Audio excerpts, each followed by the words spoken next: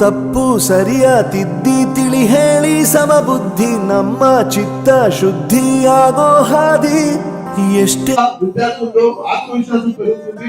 ఆత్మవిశ్వాసం పెరిగినప్పుడే విద్యార్థి విజేతగా మాత్రమే ముఖ్య ఉద్దేశమే ఈ మిత్ర foundation general knowledge mega test. పాఠశాల పాఠశాల పాఠశాల. మనం విజయం సాధించాలి అని అంటే ఫస్ట్ ప్రయత్నం ముఖ్యం.